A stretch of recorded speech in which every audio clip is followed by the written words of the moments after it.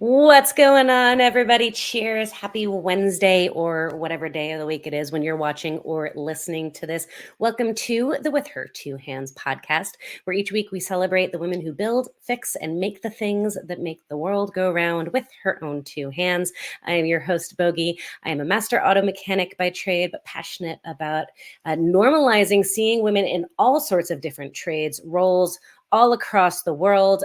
We make up less than 10% of all tradespeople, and in some industries as low as 2%. So there is a lot of work to be done, but this series is all about shining a light on the incredible women that are out there kicking butt every day and hopefully normalizing it so we start seeing more of them. And you guys are a part of making that happen. So thanks for being along on the journey. Tonight, we've got a really special guest. I'm very excited to be able to sit down with a very influential woman in one of the organizations, companies that has been a huge supporter of this series from the get-go. Her name is Robyn Jordan. I think her official title is that she is the head of people. We're going to figure out exactly what that means and what that title is all about. It's an interesting one. I haven't heard that before, but she's a phenomenal woman. She is doing all sorts of cool stuff within her company, and I just love working with them. They've got a great corporate culture. If you know me, you know that I am a firm believer in we do business with people, not with business. And everybody that I've met at DriveTime has been amazing and has made me want to work with them more. We've done a lot of work in the past, and we've got a really cool project coming up that you're going to have to stay tuned to find out more about. So without further ado, I'm going to quit blabbing and I'm going to bring on the incredible Miss Robyn Jordan. Hello, darling.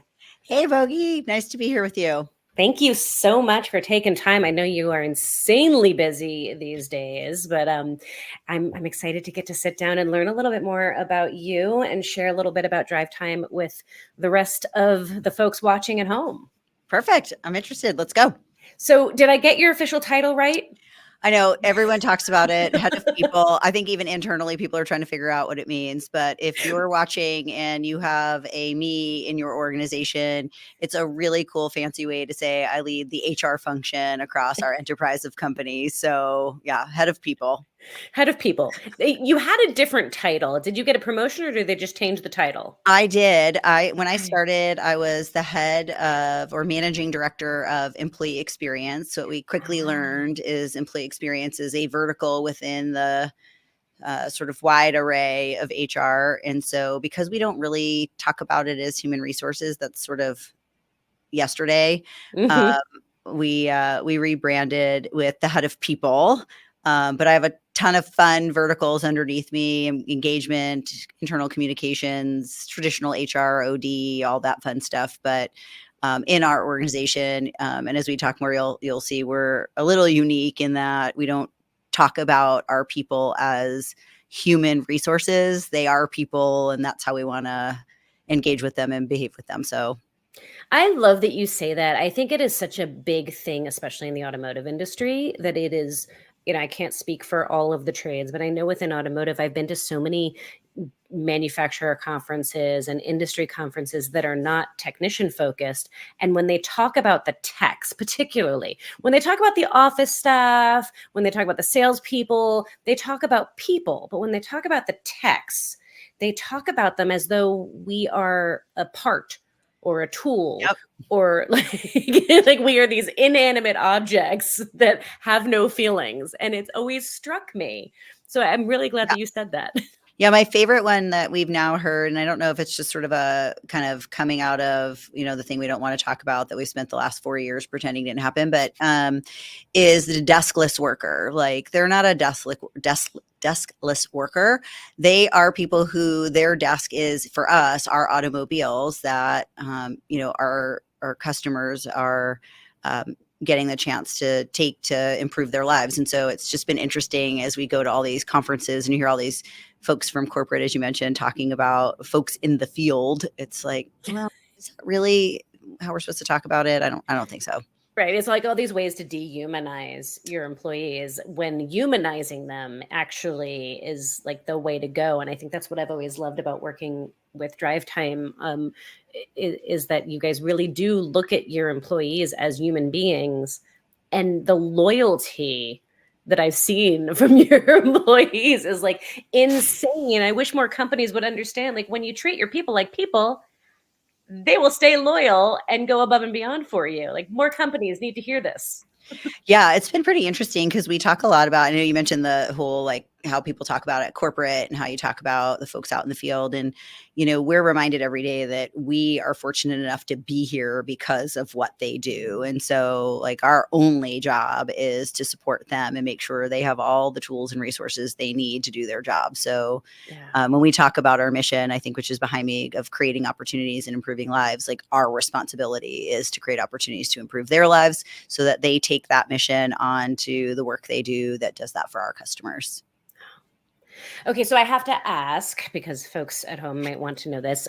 We are, by the way, guys, we are going to dive into Robyn's personal history because I want to learn about her journey and how she got to where she is.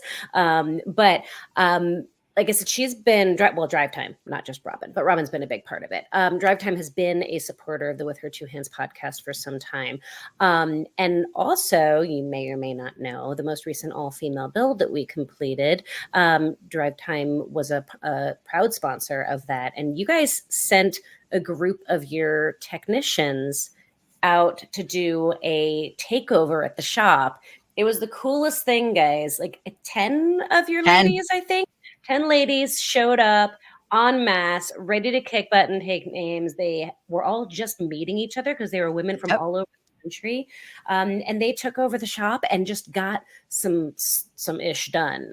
It was really cool. Like, so talk to me about, like, why does DriveTime believe in what we're doing here with Her Two Hands and what we're doing at Girl Gang Garage and the all-female builds? Like, why does that matter to you, and why are we plotting another build together that you guys have to stay tuned to hear about? I know it's been years too. It's as I reflect, I think about the first time we met when I came to the shop and we spent some time together, and was immediately impressed that there were other people out there that were trying to find ways to get exposure for these wonderful folks who are coming into the industry back then too, at a time where that was not happening very often. It was really unique. And I think when I started at DriveTime, it was really cool to see that there was a segment or a population of folks who were women and were coming into the industry and really passionate about it. And so when we got a chance to get together and see the shop and understand what you were doing, I was like, this is such a perfect relationship, because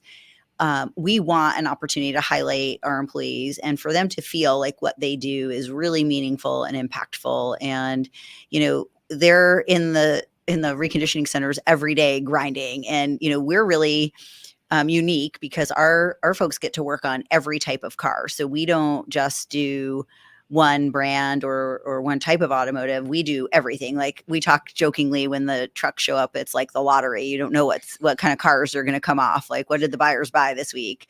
And our females that are with us today, and the 10 women that came from our, at the time, 15 reconditioning centers and flew into Phoenix and had the opportunity to do the takeover, we're so proud to come there and get an opportunity to showcase their skills. And there were technicians and cosmetic folks, and to hear their journeys and understand how they started, why they got into the industry, and get an opportunity to sit with them and hear their story was just so powerful for me personally, let alone as the leader of, the HR space. Made me say, we're supposed to keep doing this. We're supposed to figure out a way to tell that story and have more women want to come into this industry and know that it is possible and they can be wildly successful. And there are companies willing to support that and their journey, regardless of where they kind of get into the ecosystem.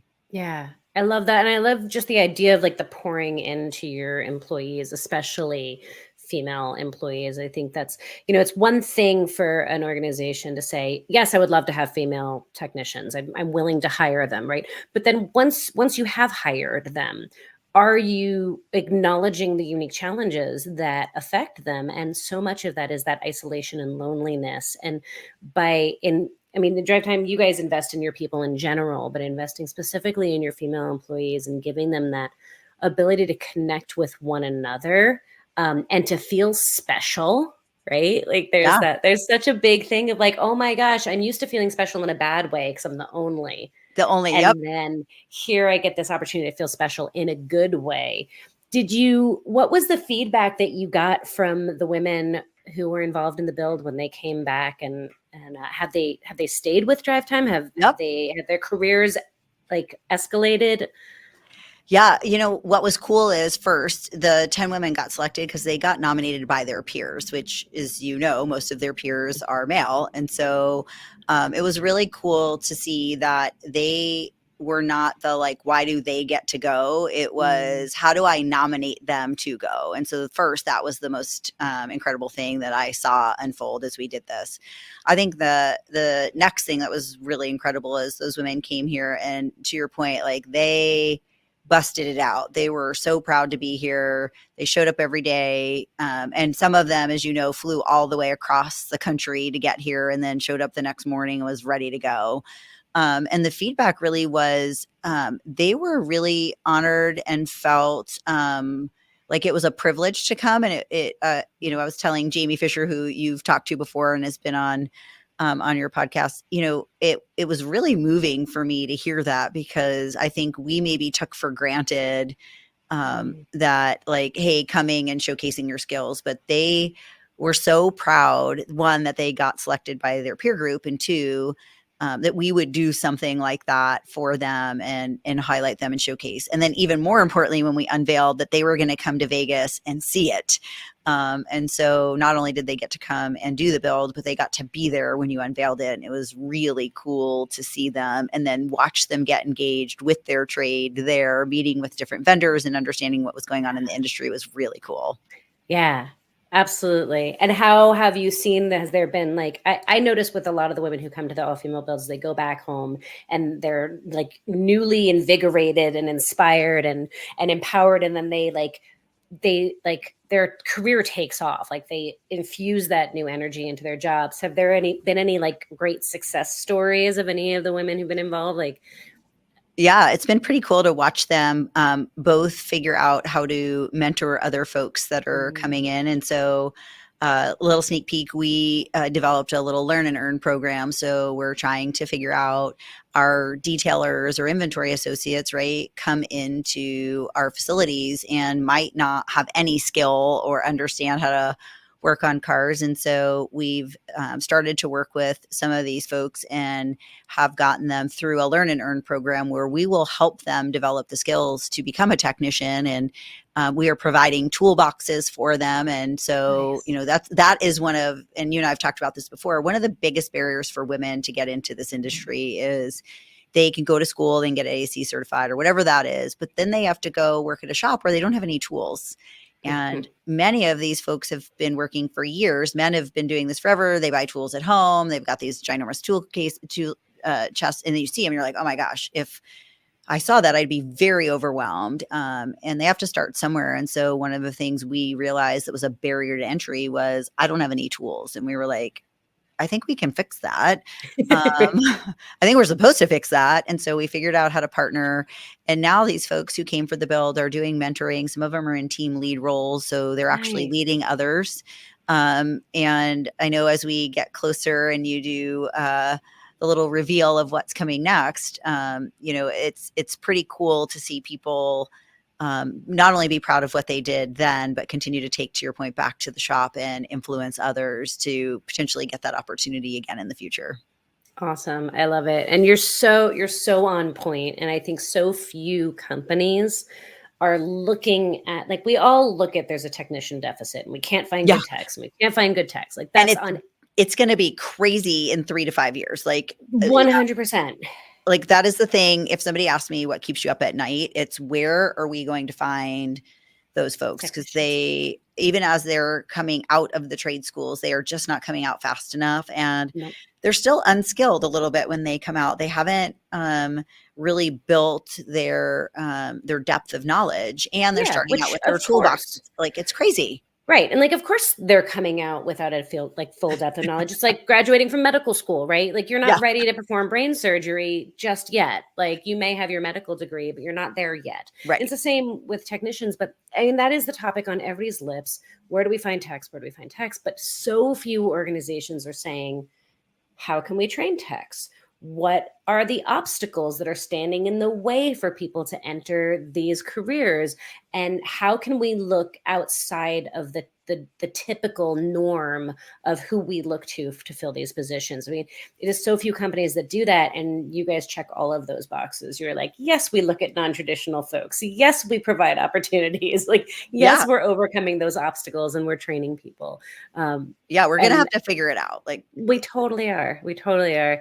And the builds and you guys participating in the all female builds, like, I think really just checks all of those boxes too, which is why we were always like an obvious partnership. But before we give away what we're going to be doing next, because I know folks are wondering what that is, it's coming, I promise. But I wanna talk about you first, Robyn. How long have you been in the automotive sector of the world? Is drive time your first automotive? Like, how did you wind up where you're at? And yeah, what's your yeah, story? it definitely was my first time. Okay. Gosh, that sounded weird. I probably should phrase my first time in the automotive world.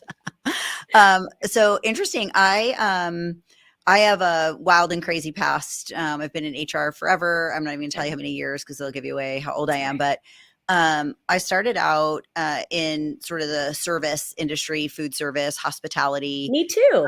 Yeah, loved it. Started out with Aramark a quadrillion 100 years ago, Okay. and followed that journey for a really long time until I ended up at Dunkin' Donuts, Nope. where I became a franchisee. And Really? yes, in Pittsburgh, and opened 25 restaurants and had the opportunity to move into operations. Uh, Wait, what? You can't just gloss past this woman. She's just like, la la la la la. I own 25. So you own them? You started them? Like, tell yeah, me more. Because I that's worked. like I worked boss babe stuff right there. It's not that, don't be too impressed. I worked for Dunkin' Brands at the time, and they had just sold the largest franchise SDA in the history of the company. And the guys who owned it, interesting, five guys owned it, no women. And their operating partner backed out, and they were going to lose the deal. And the CEO at the time asked me if I would be interested in going to help them because they needed an HR partner as part of the operating model. And one of my peers was going to go and run operations. And so, everybody who works here with me knows my famous saying is like, what's the worst that could happen? So of course I said yes, and went and joined them. And talk about an opportunity to learn what it felt like to be in a new business as the only female on the leadership team. And probably at the time, I don't even know if they would have viewed it as leadership because they kept just saying, well, it's just HR. And I was like, yeah, it's just all your people, but okay. And so yeah, we were just the entirety of your business. yeah, Yes. like, okay. And so we were starting from scratch. We didn't have any restaurants. We were all partners. And I made a move from Chicago to Pittsburgh to do it. And I opened 25 restaurants with them from the ground up.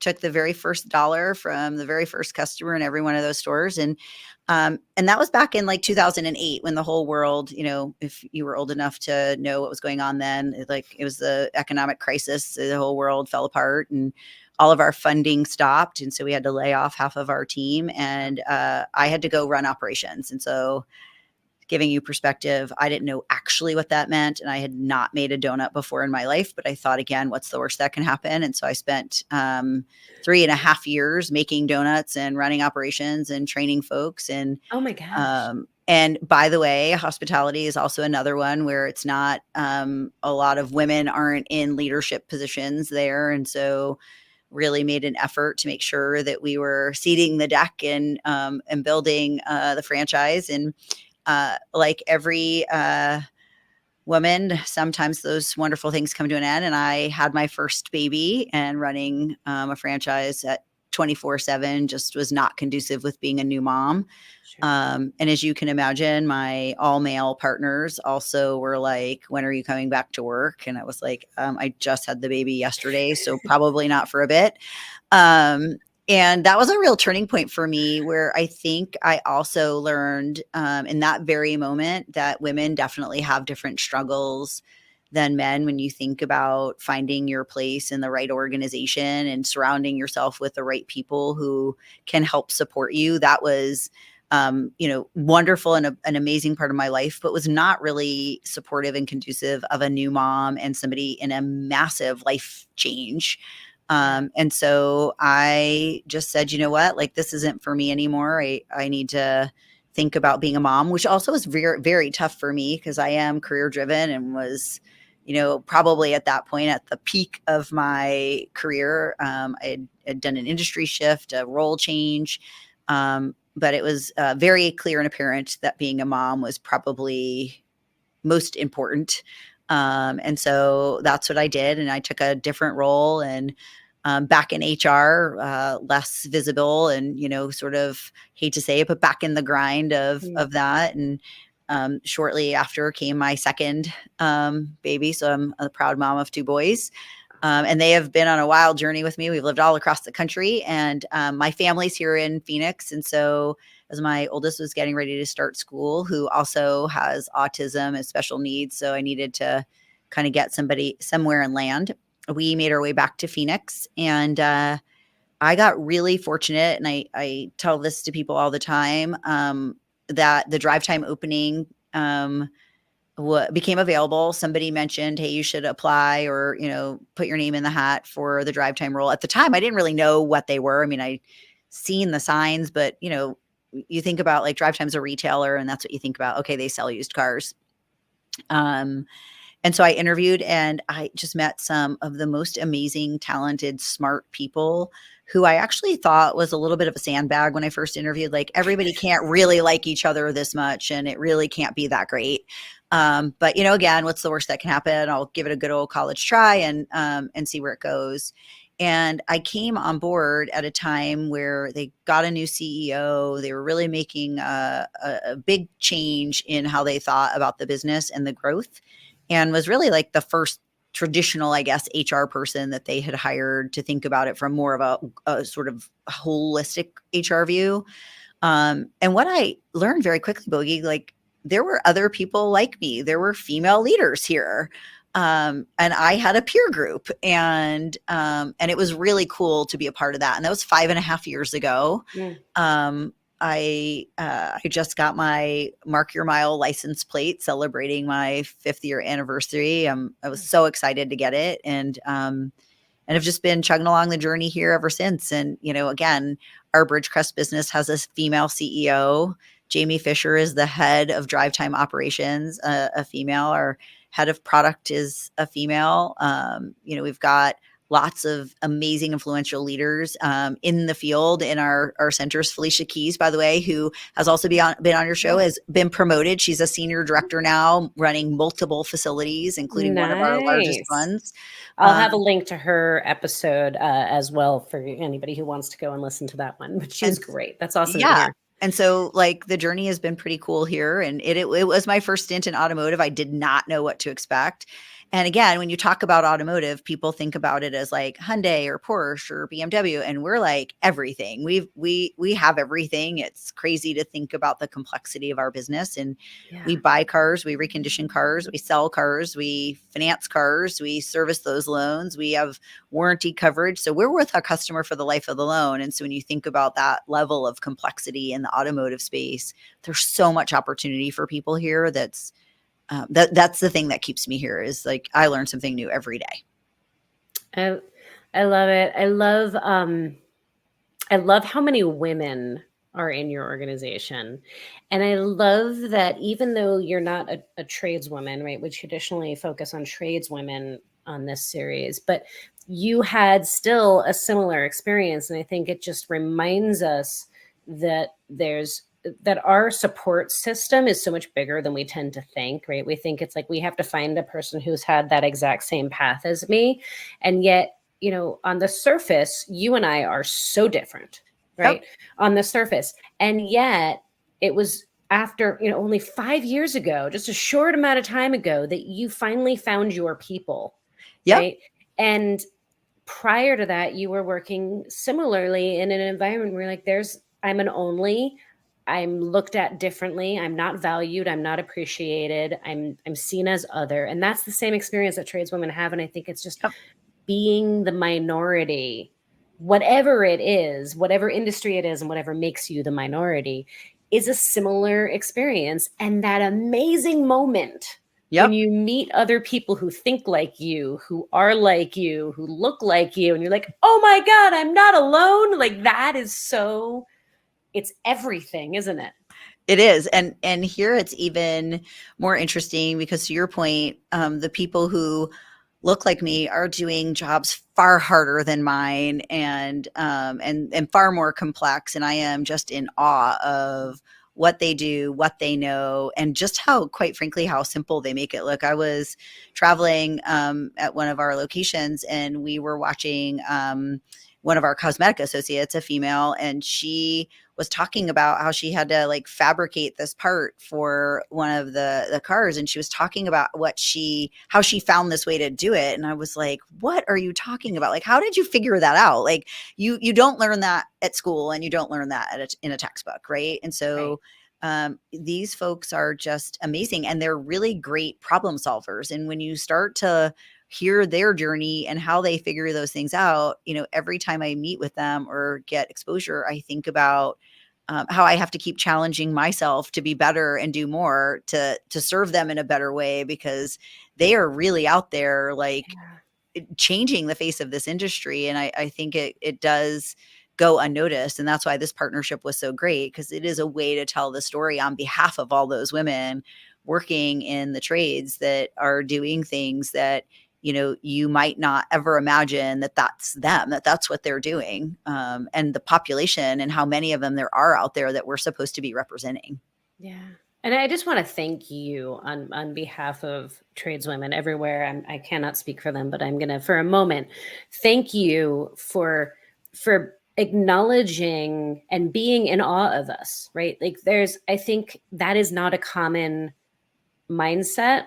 It is not common to hear that acknowledgement of like, wow, you guys do a lot of really complicated stuff. Like, I think the value of what technicians and tradespeople do is so often diminished and minimized and thought of as capital, right? Versus really being valued what we know. And that's so I just want to thank you for having that mindset, and that means more than you know.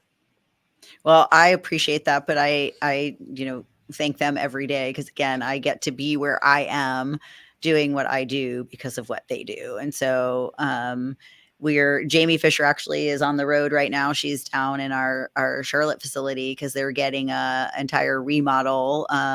We got approval this year to remodel a lot of our centers, and so we're putting in fresh markets for them. We're upgrading their break rooms. We're putting in, a cool vibe, so they have a great place to go and relax. And so it's been a pretty cool journey to get to influence that. And to your earlier point, it's easy potentially. I'm not going to say easy. That's hard to get them into the industry, but it's even harder to keep them here. And so, we've got to be really thoughtful about the decisions we make, where we invest, and how we're creating the right environment to allow sort of them to flourish here and think about their career not as separate from their home life or separate from being a mom, but actually they can be their whole self here.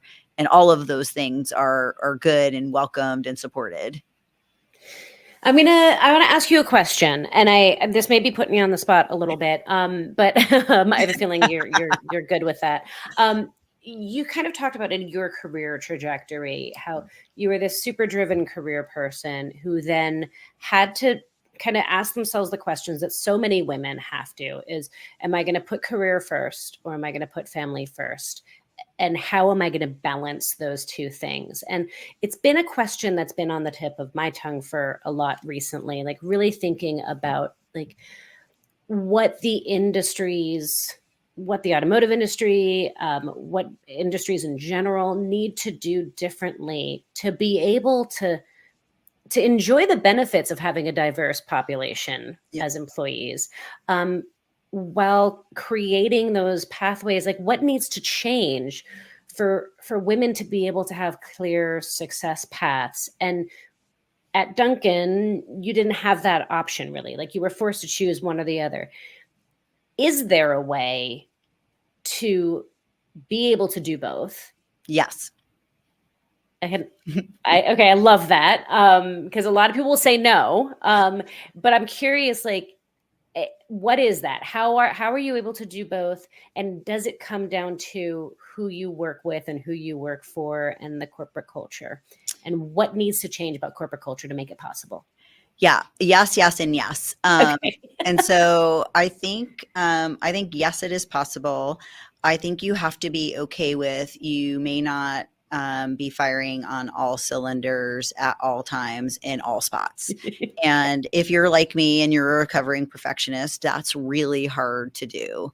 And so I think you have to surround yourself with folks who also appreciate that. And again, I keep mentioning Jamie, or, our Bridgecrest CEO, Mary Lee, like, they're both moms. And so sometimes, like, I'm not on my game. Like, I have stuff going on with my kids, but I also have to be present here. And I just need to be able to lean on them and say, like, I'm going to need you a little bit to sort of balance me right now, because, like, I need a partner, and in some cases a friend, to just, like, spin me around and put me in the right direction, and let me know it's okay. And I think the word balance is the problem. I think that's what corporations have to stop talking about. There is no balance. It is a complete imbalance. And the moment you accept that it's going to be imbalanced for just a hot minute, and you're okay with that, and by the way, the people you surround yourself with are also okay with that, and you can have a transparent and authentic conversation about it, people will want to be here. And I think our organization, we're not perfect, and we don't stick the landing every time, but our intent is to absolutely do that. And we just have to have those right conversations. And so I feel very fortunate, because I am a mom. Again, they're 10 and 12. My house is psychotic. There is also a place where I'm there. I am the only female. So talk about, living the dream. But I think when I come to work, I don't have to stop being a mom when I come here. I get to still be a mom. I get to still think about my kids. I get to still talk about them. I get to ask others about their children. And it's okay. We're supposed to talk about it. And, it's about to be Mother's Day, which is awesome. And I think it's really cool. I send a note every year, actually a couple of them, and I just share my struggles and my journey. Like, I am not perfect. And even though, folks who don't get to see me all the time, when they do see me, it's sometimes on a video like this or on a town hall. And I've got, great notes, and I could appear, maybe not, I don't know, we'll see what they think, but, like, I could appear to be put together, where, behind the scenes, I actually could be just falling apart. And I think just being a little vulnerable, and organizations not being afraid to say that, and letting those folks know, like, hey, if you're coming into work today and your child was sick, or you had a disagreement with your husband, or quite frankly, maybe you have an aging parent and you got to help them. Like, women typically are the ones who have to balance all that in the household. And that's okay. Like, that's just who we are. And you know what? We should be proud that we get the opportunity to do that, and that people lean on us and need us. But it's also a moment where we need each other, and we need to be able to be vulnerable to say, like, I just don't have my act together today. And so, like, I'm going to need you to help me. And when you mentioned finding your people, like, I think that's here. I think every woman, and quite frankly, every man here too, like, I think if they just said, like, I'm struggling and I need help, I think the organization would rally around them and figure out how to help them. And that to me is, I think, what makes us special. And I think for me, as the leader of the culture and the engagement and who we are and want to be, and the support of our executive team, is really around just being your authentic self, and saying it and talking about it, and living it. And, like, you know what? My crap falls apart, quite frankly, quite often. And that's just okay. Amen to that. I love everything about what you just said. I really, truly appreciate the willingness to say, like, sometimes behind the scenes I'm falling apart. And I think more women particularly need to hear that, because and especially in this day and age of social media, it is so easy to like look and think that everybody else has their shit together. Yes, because they're posting that perfect Right. photo with the Snapchat filter, right? Like, it is what Totally. it is. And then you're looking at yourself and thinking, oh my gosh, I'm a hot mess. And to be able to hear from like super successful, incredible, inspiring women like yourself, like, yes, we have those days too. Like that Yeah. in and of itself is really validating. So thank you very much for that. And I love too that you said that balance, we need to get rid of that word. I Yeah. so agree. I feel like it's this, it's another trap. It's like one more thing that we get to feel like we failed at doing. Yes. Because there is no such thing as balance. It is always a shifting game, right? But your point about, the men at the organization too, and accepting that it's not going to be in balance all the time, like, Yep. it's not just women who are going to be out of balance once in a while. It's men too, because men, guess what, have children too, and they have families, and they have personal lives, and they have other things that may pull their balance. And so when the company makes that cultural shift Yep. of, hey, guess what, we're all human beings and we can support one another instead of chastising one another, Yep. that's everything. And it affects both men and women and makes it a better environment for everybody. Yeah, like at the end of the day, you really want to create an environment and a culture where people want to be here and they want to be with each other. We spend more time at work with our work folks than we do with our families, and that's just a fact, right? And so you've got to be doing what you love with people you love, and I think that's what has made us successful here, is that it's not just about attracting the women and, and doing the things that lots of companies can do, right? I'm checking the box, I have the things. Sure. But you have to actually allow them to use it, right? And you've got to allow them the Yeah. space and time to do that. And I think what we do really well here is that we don't have a one size fits all. So things we do for the folks, our technicians or our cosmetic associates, or folks who are working with the cars and with their hands and in the heat and in the environment and the elements, the things we provide for them are not the same as the things we provide at corporate, right? Like, our folks in Philly work outside or have to go get cars off the lot and it's freezing there.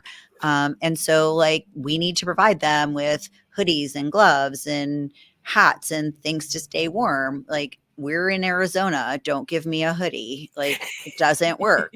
Right. I need a cooling towel and I need a fan and I need something different even than the person in Philly. And I think that's also where balance, when I use the word balance, like organizations have to get rid of that, because fair doesn't mean equal. It's okay to do things differently for different populations of people. And that could mean the skill or trade they're in. That could be the geography that they're in. And I think, I have challenged myself to not fall into the trap of like, we're going to order pizza for everybody, because like that may not be what everybody wants or needs. And it takes a little bit more effort and a little bit more time and, quite frankly, a little bit more planning. But we're supposed to be thoughtful about what they need and what they want and how we put them at the epicenter of the decisions we make. And that sometimes is off balance. Well, the theme throughout everything that you've said and talked about and all these different programs and decisions is actually authentically caring, right? And I feel like when you actually authentically care, everything else falls into place. And that is the thing that so many companies miss because they're too busy checking the boxes or not caring about even checking the boxes, right? Or they're doing the thing just because some management coach told them to do it. They're like, oh, I'm supposed to have a coffee shop pot in my lobby. Yep, that's what I'm supposed to have, right? But but there's nothing behind it. There isn't that like actual care. And when you authentically care, everything else becomes easy. I know. I'll tell you the story. It's so trivial when I actually say it out loud, but when I first started, I had gotten the opportunity to tour all of our facilities and do roundtables and chat with folks and understand what they wanted. And you mentioned coffee, and I went to go pour myself a cup of coffee, and we had those old like glass pots that like you brew 12 cups and then it sits there and eventually just turns to mud and like you hope you can just pour it into your cup. And in a roundtable, they were kind of like, could we just get better coffee? And like for a moment, you're thinking like, God, I just asked you if you were CEO for the day and you could do anything you want, what would it be? And like they asked for better coffee. It was like a moment of embarrassment. It's like, absolutely. I think we can, yes. And just quite frankly, out of my mouth said yes. And I was like, oh my God, I don't even know how I would do that. Like we've got all these facilities, they're all across the country. Like I don't even know who provides the coffee, but either way, it was mud and we just needed to figure it out. And then, it came back, challenged the organization. And, in a short order, it was like, okay, we should put Keurig machines in all the facilities. They should get pods. They should brew it hot and fresh. Like this is crazy. And it happened. And, that was also another moment where I realized like I'm in the right spot. I work for an organization that somebody said, of all the things they could have asked for, by the way, if you were CEO for the day, what would you do? There's 100 things I would ask for, by the way. Coffee probably wouldn't have been one of them, but that was important to them. And then the organization said, we're supposed to do something differently about that. And then they did. And, the voice of our employees is so critical because, we can make a lot of decisions to do a lot of things, but if it's not what they want, it's just wasteful. And so like they need to feel like they can drive their own outcomes and they can see themselves here making a difference, growing their career, and ultimately getting to a place where when they're sitting in a round table and somebody says, I want better X, like they're in a position to go influence that. And that really is,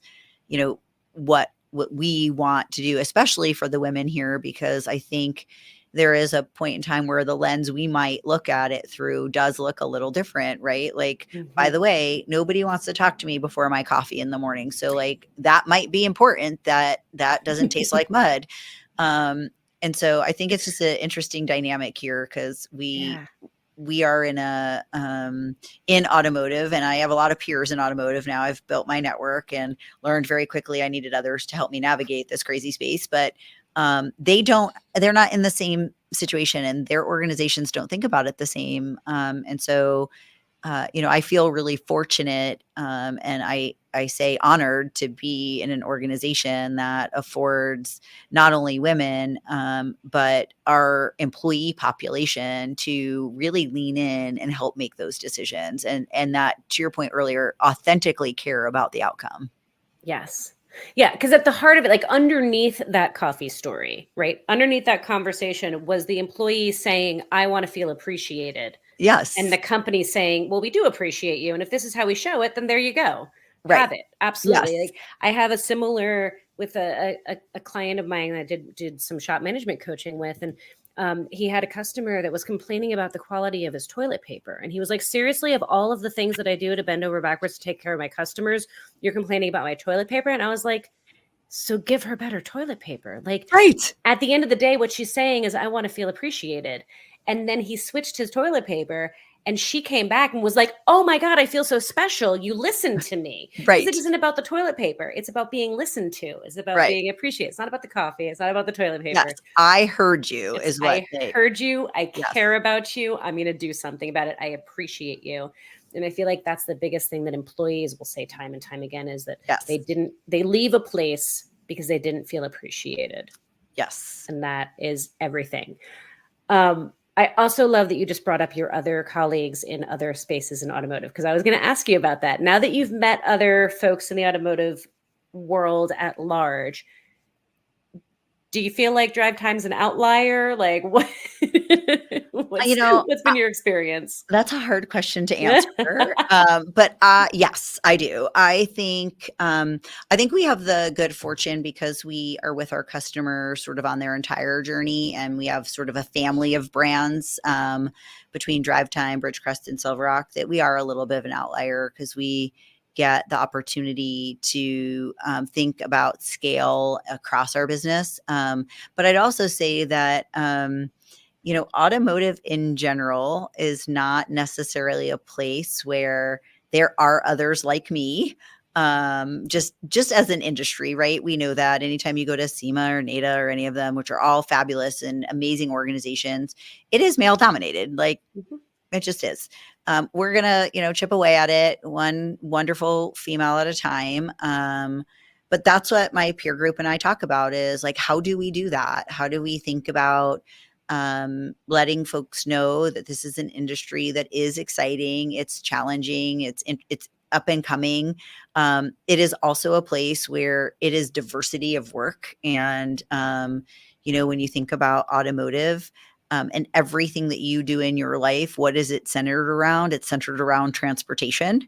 And so, without transportation, lots of other areas of your life don't flourish. Like you can't get your kids to school, you can't get to work, you can't get to groceries. Now, unless you're like me and you took up biking and you like to ride your bike to get groceries, that's not probably sustainable. But we're in an industry that has the opportunity to really be impactful and shape and change the future. And we've got to be thinking about how to diversify the industry as a whole.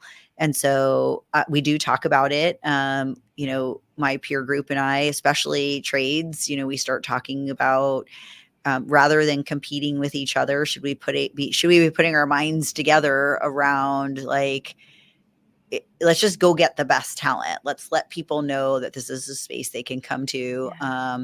And if we find an area or a segment of the industry where we can attract them, I think we're supposed to tell others so that they just get into the ecosystem, right? Then let the best man win. We'll fight it out for who's the better company. But the starting point is we got to get them into the ecosystem. And that takes us all working together to talk about automotive, to talk about the impact, to talk about the meaningful work. And I think sometimes folks shy away from that because they think about it as traditional auto. And for us, it's even worse. We're in the used car segment, right? And so, everybody has that image of the used car salesman and, Right. And that is not who we are. And it's very interesting when you hear folks who work here talk about what we do.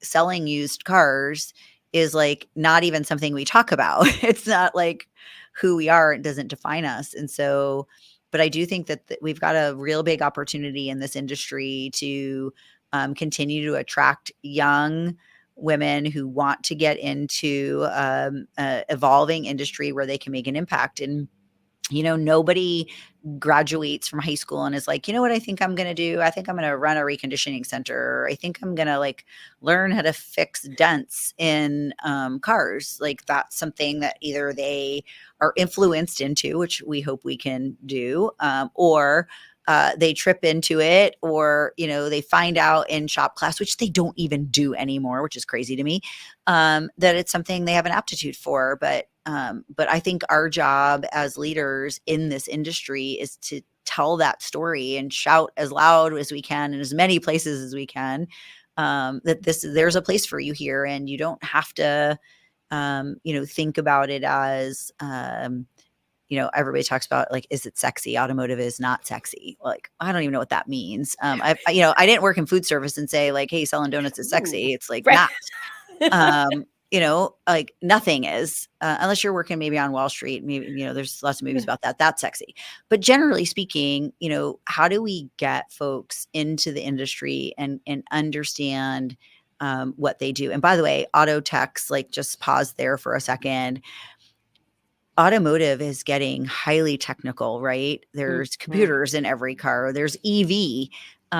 These folks are highly skilled, and I talk about it all the time. I'm like, these are the folks splitting the atom. How did they figure out that in the diagnostic that was what was wrong with the computer in the car? It's my husband took his truck in the other day, and they're we have to keep it for 6 days. Our auto techs would have their eyes would have rolled in the back of their head. 6 days? What are you talking about? We have to figure that out in 60 minutes. And they're just so highly skilled. Again, I'm just in awe of them. How do they figure that out? How do they learn that? Because the technology is changing like crazy. So fast. Yeah. When somebody said there was a shortage of chips for the car, I was like, I'm sorry, for what? You mean the key? What's happening here? You know what I mean?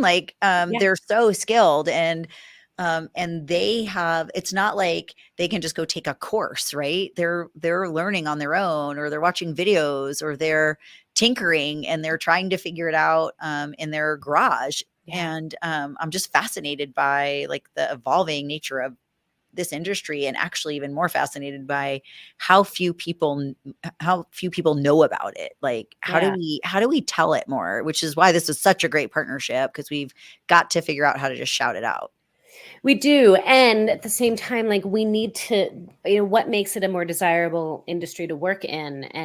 And that is, there's so much of an issue where technicians don't want their kids to become technicians, where there's this societal stereotype that we're backyard grease monkeys. And to your point, we are not. We have these highly skilled technicians who are working on cars with more control modules than the first space shuttle. But nobody knows that. But on top of that, there are so many shops, dealerships, used car reconditioning centers, like all sorts of different entities and businesses within the automotive industry that are not good places to work and are not taking care of their people. And so it's attracting people to the industry, but then we have to make space for human beings within our industry and like really be the kind of place that people want to work. Yep. And that's why I can partner with you, right? Like if you weren't a place that people want to work, I wouldn't be able to in good conscience partner with you, no matter how much we want to spread the same message of attracting techs. Because at the end of the day, we can attract them all day long. We need to keep them. And we keep them by being good places to work.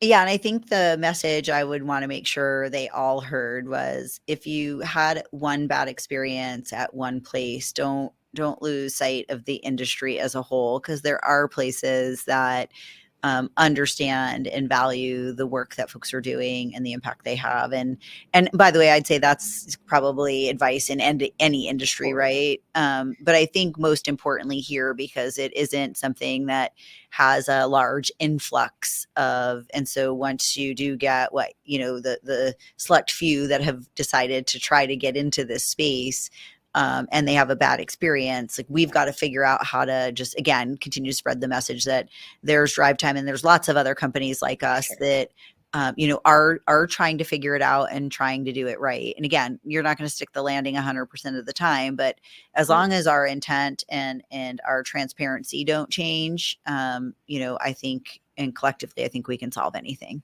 Yeah. And at the end of the day, most of the time, it's the little things. It's the toilet paper and the coffee and the genuinely caring that actually makes the difference. You touched on something that segues us beautifully.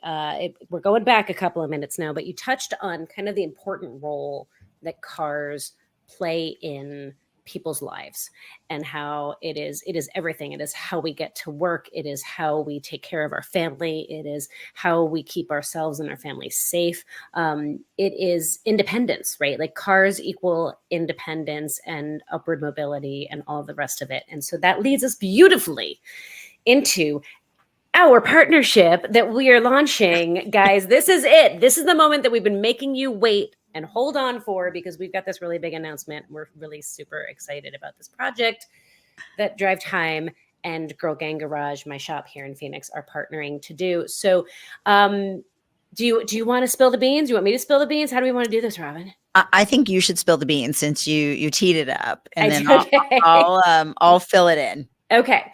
So given the acknowledgement that cars are everything, and it is very difficult to create a life for yourself or have a good job if you can't get to a job. It's hard to take care of your kids if you don't have a car.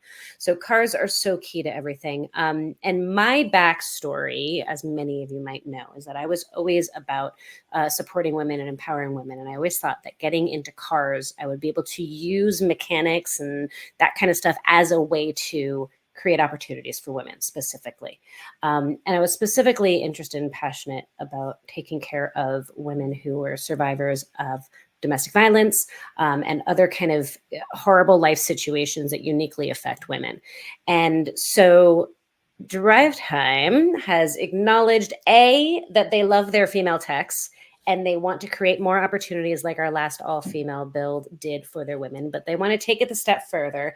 And so we're partnering with each other, and then with a local nonprofit that specifically creates opportunities for women. And we are going to be reconditioning a vehicle that is going to get donated to this phenomenal nonprofit organization called Maggie's Place. And it is going to help them help more women get back on their feet and create a life for themselves. And I think we're all so passionate about all of these things that it's just such a perfect storm. And I'm so excited about this project. So excited. Tell me why you're excited about it and what it means to you guys. Yeah, well, first, it definitely is rooted in who we are, again, around creating opportunities and improving lives. And Maggie's Place is a great partner of ours, certainly because it's local here in the Valley. And more importantly, it aligns with us in helping homelessness, females, and folks who need a safe place. And I think one of the things, as we've talked about, we could have done something for a single person, but this, one individual, but this is an opportunity to help many. And so that's what is really cool about this partnership and this project particularly. And so we're going to open up the project across our females across the company. So auto techs, cosmetic, we have body folks all over in our adjusters, and so we're gonna bring folks in from all around the country to get this experience. And quite frankly, we're going to even have some of our corporate senior female leaders come and help. Likely, they'll give us the hard jobs and put us to work. But I'm really excited. I will. Yeah. I will. I'm really excited about the opportunity to do this, both because I think it gives our employees the opportunity to partner again in what's important to us, which is giving back. We have a whole program here around Give for Good, and it is just sort of in the fabric of who we are, being out in the community, making a difference. Because also just, for those of folks who might not know, DriveTime sells used cars, but we are primarily in the emerging credit market, right? So we're helping those who may not be able to get a vehicle or financing in other places. And so, Maggie's Place is certainly a partner that we know that we could make an impact. And we do lots of drives for them, and people go and donate time, but to provide them with a vehicle where they can help get women to job interviews or to look at housing, so that as they get back on their feet and can graduate from Maggie's Place, this is a great opportunity to help many. And so when you mentioned that this was really an opportunity that that we could do both together and with a partner, our organization was like, this is again, why wouldn't you? This is the best of all of it. And that we're fortunate enough that we're going to be able to extend the opportunity to so many women within our organization to come be a part of it. And I like the unveiling of this internally also is getting ready to happen too. So we're gonna run it with it and make the announcements and have the folks again get nominated by their peers and get an opportunity to come. And so what a really cool partnership to get to do again. Like, not only do we really love it the first time, but now we're going to get to do it again, and in a way that's kind of connected to who we are with our community service. There's so many layers about this project that I'm excited about that it's hard to pick what I'm most excited about. Like I'm so thrilled that it is going to Maggie's Place, that we're going to be creating opportunity for so many women through the donation of the vehicle itself. But the building of the vehicle, Girl Gang Garage has done now 3 all-female builds. They've been these big, flashy, dramatic, over-the-top show cars, and they were wonderful, right? They all proved a point of what women are capable of in a really big, loud way. This is a much softer, quieter way, but such a more impactful, I think, way. And so that piece of it is really exciting to me, that it is a service, that we're providing a vehicle that is going to live a life of service and continue. This is a car that would have gone to the junkyard, right? And because a group of women who don't know each other from all over the country are going to come together and pour their hearts into it, it is going to go on to have a life of service to help more women. That by itself is so huge. I love that Drive Time is going to do a takeover again. So just to be clear, ladies, anybody who's listening and men who are listening, tell all of the ladies you know, this is open to everybody, not just Drive Time employees. However, Drive Time is going to do a takeover again for a couple of days where it'll be their women only. But women all over the country are invited to come and participate. You can be a part of this. And it doesn't matter whether you're skilled and have been doing this for years or whether you are brand new and you don't know what a wrench is. You are welcome to come out and participate. Yep.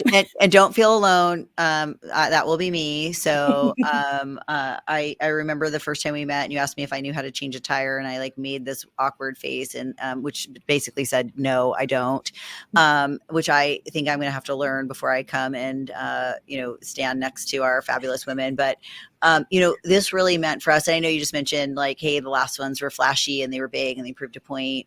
And yes, this will be softer from that sense, but it will prove a point. And what I hope it proves internally for us and for all the women out there who want to come be a part of this is there is something to be said about women helping women, and doing it for women that you don't even know, right? Like if you're coming to be a part of this, you're coming because you do care about the community. You do want to help women. And my hope is that for every woman that is impacted by this vehicle, when Maggie's Place gets the opportunity to see it unveil, gets an opportunity to know that women from across the country came and poured their heart and soul into it. And to your point, may not have been skilled and may have learned. And my hope is that every woman who has the opportunity to be impacted by it gets also the opportunity to understand that this is an industry where they can also come and pay it forward in as well. And so my hope is secretly that this all comes full circle. Agreed. And that we get an opportunity to not just give a vehicle and impact lives that way, but we get to give a message that women in automotive are capable of something this great, and that others can come and join them and also be able to make an impact. Yeah, that there's a space for them. Yeah, absolutely. And then there's this whole other layer of the pouring into your team, and something that we've done with Drive Time at Girl Gang. We've done it with a couple of other organizations as well, where it's these corporate takeovers where yes, it's the build, and yes, the build is exciting, but really what it's about is creating an opportunity for your team to feel special. Yep. To get to be involved in something, to maybe try on something that scares them a little bit and realize that it's not so scary, and find connections with people within the organization that maybe they didn't know they had connection with, and problem solve and learn and grow. And it's just such a cool like team building activity and team appreciation activity. So there's that whole layer too. And I think there's also plans to potentially, we're going to try to make this happen, also have some of the Maggie's Place ladies come out and do some work on the build as well. So it's women doing for women. It's supporting each other. It's teaching each other. It's creating space. It is all of the things and more. It is all that and a cherry on top. And I just, I'm so excited about it. I'm so excited that you guys are our partner in this. So. Yes, we are too. And I know you just mentioned Maggie's Place, maybe, getting the opportunity to come and help. And our hope is that during our corporate takeover, when the women are here, we're actually going to take them over as well and do some service over there so they can see what they're doing it for. Awesome. Wonderful. I love it. There's so much good stuff. I feel like we could talk about this for another hour, but we are at the end of our hour already. We have blabbed. Oh my gosh. And I know it goes so fast, doesn't it? I say that every episode. I'm like, where did the hour go? I will have information about the build in the details down below. And of course, if you go to the Girl Gang Garage website, we will have, there's a contact form to say you're interested in the build.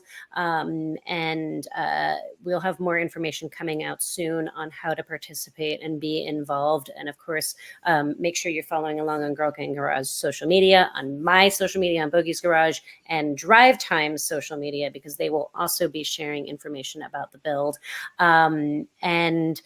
With that, I think we need to wrap this up, don't we? So lots of great stuff coming. Robyn, thank you thank you so much for taking time out of your very busy day to tell us all about your journey and your story. I'm enamored by you. I think you're phenomenal. And I just really appreciate you sharing your story with myself and all the fine folks at home. So thank you for that. And thank you for your partnership throughout all these years. No, absolutely. And thank you for having me. This was awesome. I know where'd the hour go. And I'm looking forward to what we do next. So yeah, stay tuned because there'll be lots of stuff coming from us.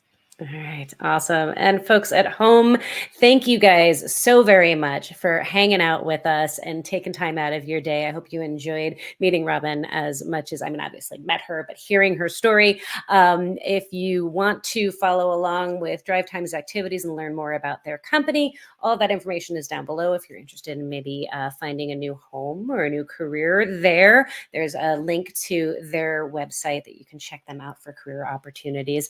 And of course, make sure you come back next week to meet another incredible tradeswoman. And every Monday, we release an archive episode. So 2 times a week, you get an opportunity to meet incredible women within the automotive industry and the rest of the industrial trades, construction, plumbers, welders, fabricators, you name it, women all over the world kicking butt in the trades. This is where you come to meet them. If you like this series, please make sure you hit like, hit subscribe, leave us comments below. The more you do that, the more the algorithm lets other fine folks know about this, the more people get to meet these incredible women, and the more we normalize women in the trades so that eventually shows like this are not necessary, where I'm not a female mechanic, where I am just a mechanic who happens to be female, and where it's a non-issue, right? Where we see men and women all over in different career paths, and it's just a non-thing. So thank you guys for being part of normalizing that. I'm grateful to you, grateful to DriveTime, as always, for their incredible partnership in making this series possible. And with that, I'm going to let you guys go. Until next time, be good to yourselves, be good to one another, be good human beings, and we'll see you later. Bye, guys.